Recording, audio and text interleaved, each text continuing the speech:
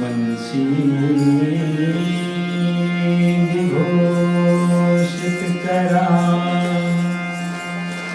नवनीर राभा पीतांबरा धरुं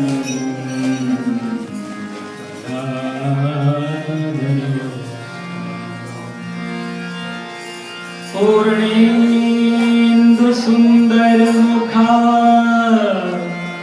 दरविंद नेत्रा कृष्णात् परं किमपि तत्त्वमहं न जाने सीतानाथ समारम्भान् श्रीरामानन्दानि मध्यमान् अस्मदाचार्यपर्यन्तान्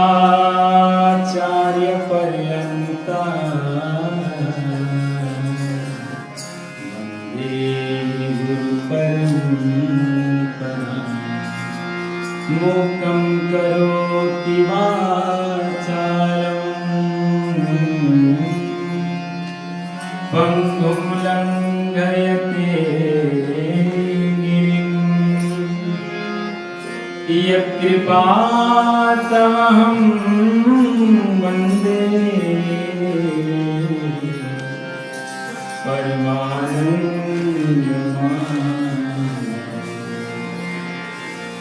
बोलो सच्चिदानंद भगवान की, शंकर भगवान की।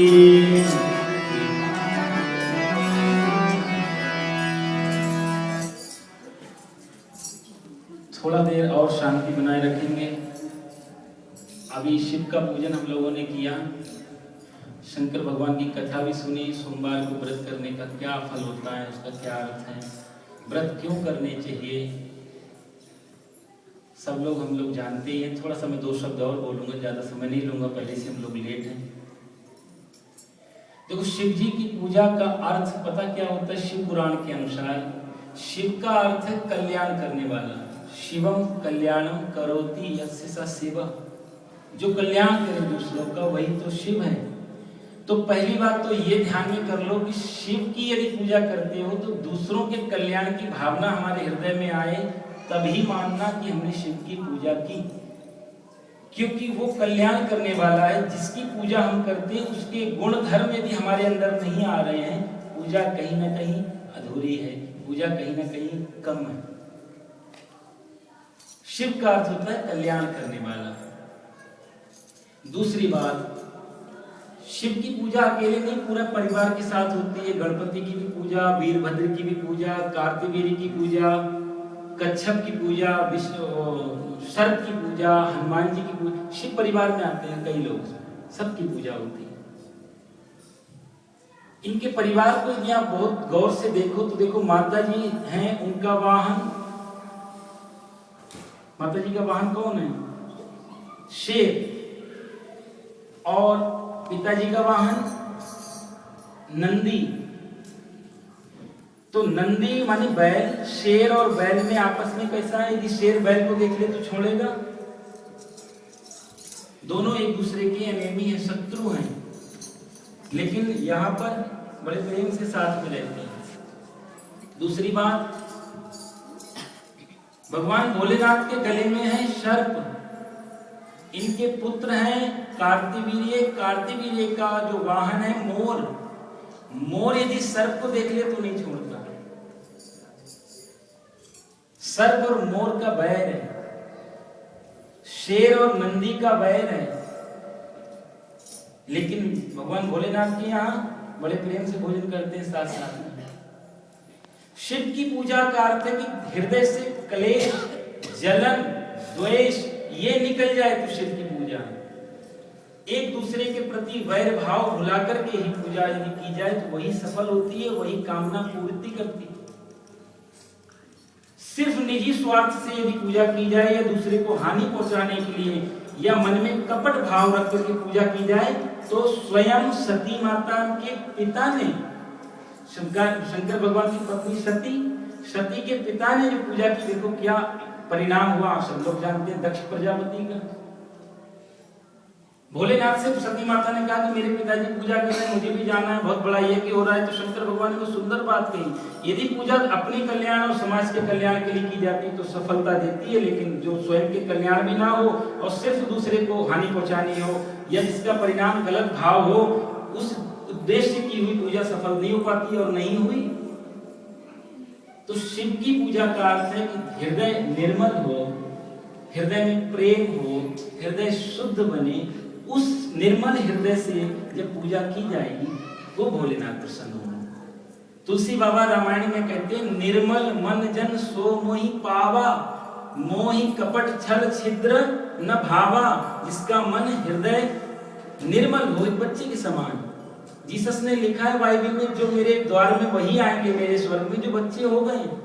बच्चे का कुल अर्थ इतना है कि जिसका हृदय इतना निर्मल है, जिसका कोई शत्रु नहीं, जिसको कोई प्रतिस्पर्धा नहीं, जिसको कोई कंपटीशन नहीं, जिसको किसी आगे जाने की दौड़ नहीं, जो सिर्फ अपने में जी रहा है। पवित्र हृदय से की गई पूजा सफलता देती है, वो चाहे लौकिक हो चाहे आध्यात्मिक हो, वो चाहे कामना सहित हो या निष्काम भाव से हो। पहली बात तो ये कि पूजा करने से पहले हृदय को निर्मल बनाना होता है। श्रद्धावान लभते ज्ञानम, श्रद्धा और विश्वास के बिना की गई पूजा का कोई अर्थ नहीं होता। तो पहली चीज तो शिव की पूजा की है, कुछ नियम होते हैं। दूसरा, त्याग और करुणा की प्रतीक है शिव भोले बाबा। देखो स्वयं रहते हैं हिमालय में, माइनस से नीचे जाता है वहां टेम्परेचर, ऐसी जगह स्वयं बेचारे रहते हैं। और इनका चेला था रावण, उसको क्या दिया? सोने की लंका। स्वयं रहती गुफाओं में, चेले को सोने की लंका दे दी। समुद्र मंथन के समय जब विष निकला पहले नंबर पे, और विष को इतना थोड़ा तोला 2 तोले विष नहीं था। त्रैलोक के दहनाथ भागवत में आता है, तीनों लोगों को जला देने वाला विष निकला था। देवता और दानव परेशान हो गए, इतने विष का क्या करें, कहाँ रखें इसको, ये तो त्रिलोक को जलाने वाला विष है। तो विष्णु भगवान ने कहा कि सिवाय शंकर की और इसे कोई नहीं ले सकता। भोलेनाथ के पास जाकर प्रार्थना की, प्रभु विष निकला है। सती माता से आज्ञा ली, पार्वती माता से। पार्वती माता ने कहा यदि समाज के कल्याण के लिए मेरे पति को विष भी पीना पड़े तो कोई बात नहीं। देखो ग्रस्त धर्म, भगवान भोलेनाथ ने विष को पान किया, नाम पड़ गया नीलकंठ। कोई अपेक्षा नहीं, आगे क्या निकला मुझे वो क्यों नहीं दिया, इससे कोई मतलब नहीं। जो प्रसाद में ले आए वो दे। दूसरों के कल्याण कामना से विष का पान भी जो करे, विष का पान अपन लोग दूसरे का थोड़े अपशब्द ही सह लें, वही काफी है, तो मान लेते शिव के भगत है। भगवान भोलेनाथ ने इतना बड़ा विष पी लिया, हम 2 गालियां सुन ले दूसरी की, शांति से बैठ जाए तो माने हम शिव की भगत, शिव की पूजा की। बहुत विचित्र स्वरूप शिव का है। शिवम कल्याणम करो, तो दूसरा नाम इनका आशुतोष है, बहुत जल्दी प्रसन्न हो जाते हैं। आशु तुष्यति शीघ्रम इति आशुतोष, जो बहुत जल्दी प्रसन्न हो जाए। क्योंकि भोलेनाथ इसीलिए तो नाम बड़े भोले हैं इनको। देखो एक भगत था, नाम का भगत था, वैसे बेचारा चोर था, गांव में चोरियां करता था। एक दिन गांव में गया चोरी करने, जिसके घर में घुसा वो बेचारा जाग रहा था, पीछे पड़ गया चोर के, भागा वहां से। तो जैसे ग्रामीण अंचलों में होता है कि गांव के बाहर मंदिर होते हैं भोले बाबा के, शिवलिंग के, तो देखा छोटा सा मंदिर था, उसी में जाके छुप के बैठ गया, बोला भोलेनाथ बचा लो मेरे को, आपकी शरण में हूं। इतना दयालु है, बुद्धि बदलती गांव वालों की, गांव वाले की, दूसरी जगह चले गए, बेचारा बच गया। चोरों को भी बचाते हैं, डाकुओं को भी बचाते हैं। धन्यवाद देने लगा, प्रभु बड़ी कृपा की आपने। घंटी बजाने के लिए जैसे सर उठाया कि और घंटी देखी तो घंटी सोने की थी। मन में लालच आ गया, अरे भोले बाबा तुम क्या करोगे इस घंटी का, ये घंटी मेरे को मिल जाए, मेरा पूरा दिन छोटी मोटी चोरियां तो मैं करता रहता हूँ, ये घंटी मिल जाए तो जीवन सुधर जाए मेरा, और आपके किसी काम की नहीं। घंटी को उतारने लगा, घंटी ऊपर थी, वहां कोई व्यवस्था नहीं थी चढ़ने की, सीढ़ी वगैरह नहीं थी। 2-4 बार छलांग लगाई, घंटी नहीं उतरी नीचे। सोचा क्या करूं, शिव पिंडी जैसे शिवलिंग है ऊंचा, ऐसी ऊंची शिव पिंडी थी, वो शिव पिंडी के ऊपर ही चढ़ गया। घंटी पकड़ी, जैसे उतारने के लिए घंटी बच गई, भोले बाबा प्रकट हो गए। मांग ले वर मांग ले खर्चा चलाने के लिए, हे भगत वर मांग, वरदान मांग। डर गया एकदम से, इधर उधर अभी तो कोई नहीं था, अचानक कौन आ गया, देखा पीछे तो भोले बाबा खड़े हुए हैं। भगत ने कहा प्रभु मैं तुमसे क्या छुपाऊं, चोर हूं मैं, भगत नहीं हूं। गांव में चोरी करने गया, गांव वाले पीछे पड़ गए, आपके मंदिर में आके छुप गया, आपकी कृपा से बच गया, फिर यहाँ आकर भी मेरा मन साफ नहीं हो, घंटी चुराने लग गया। चोरी कर रहा था मैं, कोई पूजा वूजा नहीं कर रहा। भोले बाबा ने कहा बकवास नहीं करते फालतू की, कोई आता है 3 पत्ते का बेलपत्र चढ़ा देता है, कोई आता है चिनिया बादाम चढ़ा देता है, कोई आता है सड़े गले बेर के फल चढ़ा देता है, कोई आता है तो भांग धतूरा चढ़ाता है। तू इतना बड़ा भगत स्वयं ही मेरे ऊपर चढ़ गया, तू वरदान मांग। इतना भोला है। जरा सा प्रेम की, जरा सी श्रद्धा की, करुणा की जरूरत होती है। परमात्मा दूर नहीं है। मोहम्मद साहब कहते हैं गले के पास धड़कती हुई नस से ज्यादा नजदीक है परमात्मा। हमें जिस दृष्टि देखने की जरूरत है, पीछे मुड़ने की जरूरत है। जब तक हम संसार को देखते हैं परमात्मा नजर नहीं आता, जब परमात्मा को देखते हैं तो संसार नजर नहीं आता। दो चीज एक साथ में कभी नहीं देख सकते।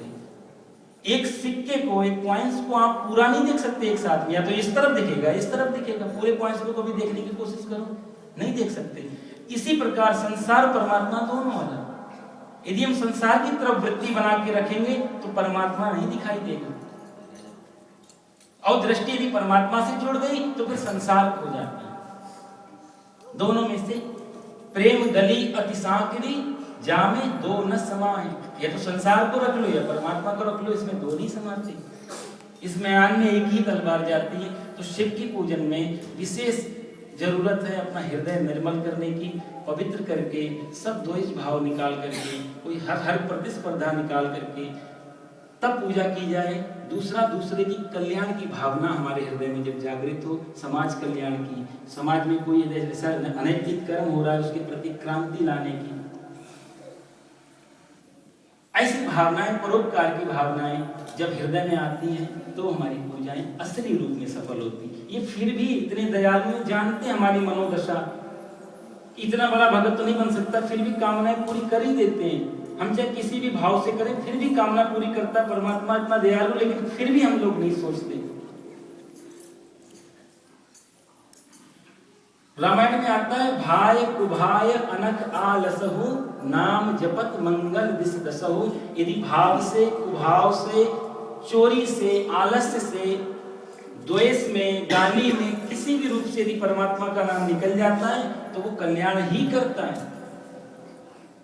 इतना बड़ा करुणा का सागर है कि किसी भी धोखे से भी तुम यदि नाम ले लेते हो तो भी कल्याण करते हैं। लेकिन यदि शांति प्राप्त करनी हो, परमात्मा को प्राप्त करना हो, सबसे ज्यादा जरूरत पत्रम पुष्पम फलम तोयम यो मे भक्त्या प्रियच्छति। भगवान कहते हैं ये सब चीजें तो एक निमित्त मात्र है मेरे में मन लगाने की।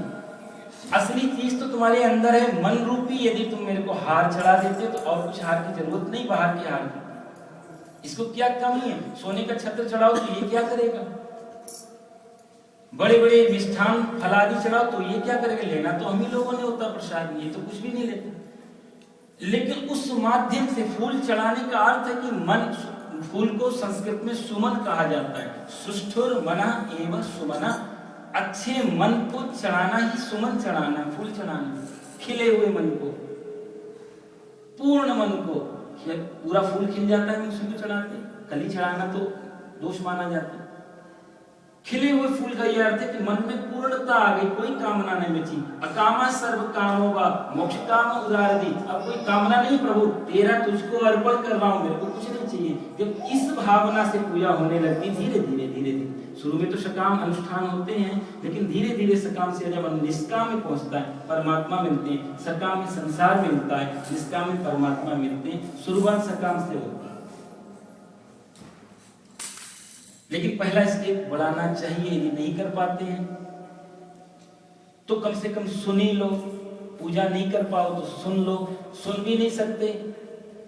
तुलसीदास जी ने बहुत सुंदर एक बात रामायण में कही कि तुलसी पिछले पाप से हरि चर्चा न सुहाय, जैसे ज्वर के जोर से भोजन की रुचि जाए। यदि किसी को बहुत तीक्ष्ण बुखार होगा, बहुत तीव्र बुखार होगा, उस व्यक्ति को भोजन अच्छा नहीं लगता, स्वाद चला जाता है भोजन का। तो तुलसी पिछले पाप से, पुराने जन्म में, पिछले जन्म में यदि पाप ज्यादा किए होंगे तो भजन में मन नहीं लगता, पूजा में मन नहीं लगता, यहाँ आकर भी निद्रा आती है। रात को बेड पे 4 गोलियां लेने के बाद भी जो नींद नहीं आती, मंदिर में बैठते ही आ जाती कई बार। उसका कारण यही है। रामायण की टीका में आता है, जब राम जी ने कुंभकर्ण को मारा तो कुंभकर्ण को मारने के बाद में कुंभकर्ण की पत्नी का नाम था निद्रा देवी। निद्रा देवी ने कहा तुमने मेरे को विधवा बनाया, मैं भी तुमसे बदला लूंगी। राम ने बोला कैसे लोगी देवी बदला? निद्रा बोली कि तुम्हारे को बल कहां से मिलता है? बोला मेरा बल मेरे भगत है। बोला भगत कैसे बनते हैं? बोला जो सत्संग कीर्तन पूजा आदि करते हैं। बोला वही तो मेरा पॉइंट है, जहां भी भजन कीर्तन हो रहा होगा, सत्संग हो रहा होगा, पूजा हो रही हो, वहीं पे आ जाऊंगी मैं। और सबके दिमाग में बड़ी कृपा है। देखो जी, बड़े बड़े डॉक्टरों फेल हो गए इस चीज में। 4 गोलियां पॉइजन बना देती, साधारण आदमी को खिला दो मर जाता है, लेकिन वहां करवट भी नहीं बदलते, जवाएं भी नहीं लेते, और कथा में बैठो तो 15 मिनट में घर्राटे भरते। कारण क्या है? तुलसी पिछले पाप से, हरि चर्चा न से। यदि सत्संग का लाभ, कीर्तन का लाभ, भजन का लाभ, पूजा का लाभ यदि हम जीवन में ले पाते, इसका अर्थ यही है कि पुराने जन्म में, पिछले समय में हमने अच्छे कर्म किए होंगे, और इसकी कृपा साथ में तभी तो इस जगह आने को मिला। नहीं तो पसीनों की लब भी जा सकते थे, पिक्चर हॉल भी जा सकते थे, कहीं दूसरी जगह बैठ के निंदा चुगली भी कर सकते थे हम लोग। कहीं ना कहीं हमारा पूज्य सत्कर्म रहा होगा, परमात्मा की कृपा रही होगी, उसको आगे बढ़ाना, उसको इंक्रीज करना। ऐसे समय को खोना नहीं। कहते हैं काल करे सो आज कर, आज करे सो अब, पल में परलय होएगी फेर करेगा कब। यदि भविष्य का बहाना लेकर के छोड़ दिया तो हो सकता है समय नहीं आए। विवेकानंद ने बहुत सुंदर बात कही, यदि अच्छे काम का भाव मन में आए तो तुरंत कर लो, बुरे काम का भाव मन में आए तो उसको त्याग दो, क्योंकि मन का कोई भरोसा नहीं कब बदल जाए।